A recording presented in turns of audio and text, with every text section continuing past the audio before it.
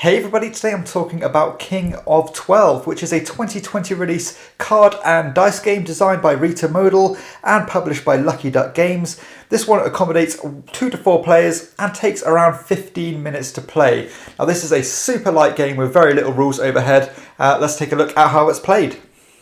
So at the start of the game, each player is going to have an identical set of 7 cards. Now these are going to vary from game to game, so you've got a bunch that are taken out depending on the setup that you want. You also have a D12 each, and these are going to be pretty much how you're going to gain your points. So generally speaking, you want to be the player with the highest die value when it comes to scoring, because if you do, you are going to get 2 points and the runner-up is going to get 1 point. And the idea is that you're going to keep playing cards until somebody has gained 8 points, and that's going to determine who's won the round, and the first player to win 2 rounds is going to win the game. So let's take a look at what these cards actually do.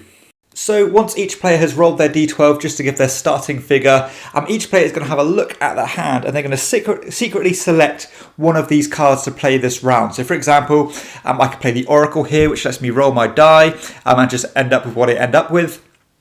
You've got the Troublemaker, where all players rotate their die to the opposite side.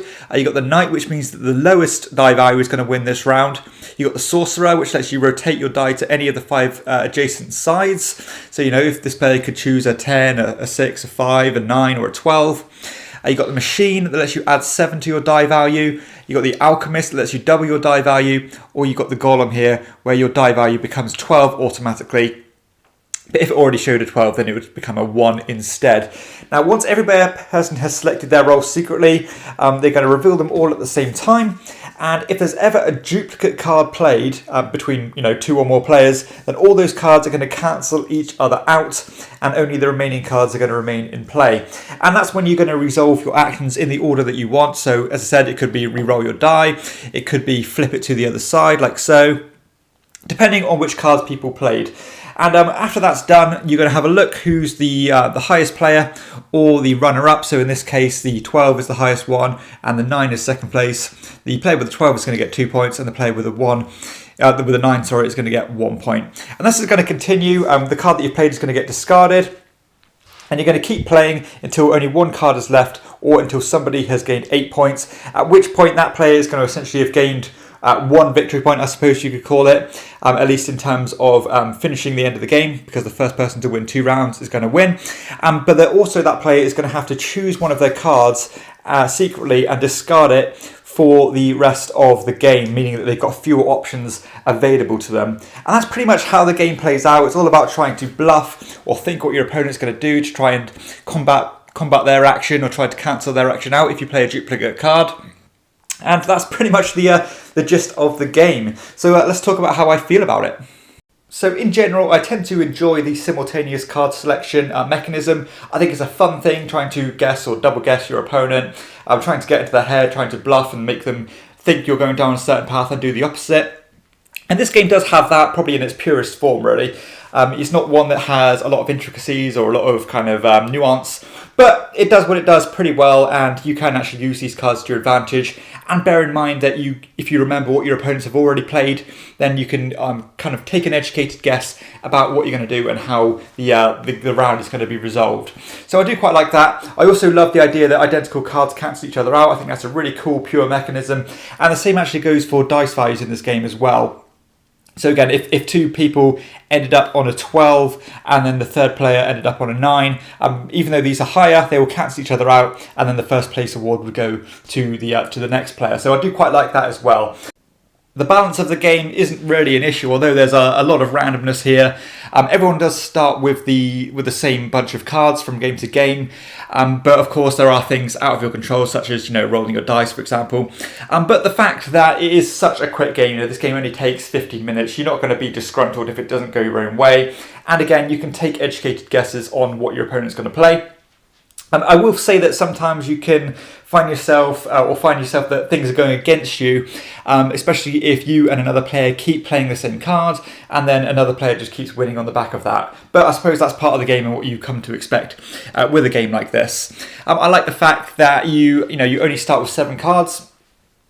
And you've actually got the ability to inject different setups into this game, such as the different characters here, like the gambler, who the winner, where this turn the winner is instead the runner-up. So the runner-up's going to win rather than the winner themselves. You've got the parasite, which subtracts 7 from your die value, which is good, of course, if it's played in conjunction with the knight, when the lower card wins. You've got the lady, which cancels all other cards.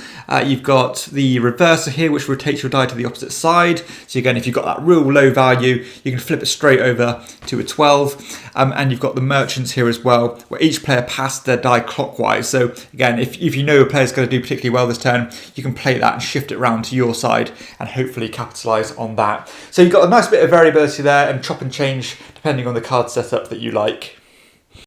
The game literally takes about 20 seconds to set up and get going, so that's certainly not going to be an obstacle in getting this one to the table. And again, explaining the rules are going to be lightning quick, and most of the play is done simultaneously, so there really is little downtime in this game, and you're always finding yourself doing something. And the fact that it does take 15 minutes, this is certainly a game that would fill that filler bracket. If you've got 10-15 minutes to spare, wait for other players to come, and you don't have to be taxed in explaining rules or complex systems to another player in that short time frame, then this is a good option to go to, because it is so simple and people are going to understand what it's about almost instantly. I think the production for King of 12 is excellent, to be honest. I mean, this is simply just a bunch of cards and some D12s. The dice themselves are pretty nice. They're good, pretty average quality, I suppose. But the actual cards are really nicely illustrated. I like this pure artwork, that real clean white card with the popping artwork on top of them. I think it works really well. I particularly like this machine character. And what they do themselves are quite clearly explained. You can't really get confused about what these cards do. And just nicely illustrated, big kind of, I suppose you can call them tarot-sized cards, maybe slightly smaller than that. But yeah, no issues with the production tool, and I suppose this is basically a few components. You've just got a set of cards in each of the colours and a die each. So, not a ton of components, but what they've done is done pretty well. So overall, there's not a tremendous amount I can say about King of 12. It is what it is, really. I will say that initially I was somewhat underwhelmed after playing this at 2 players.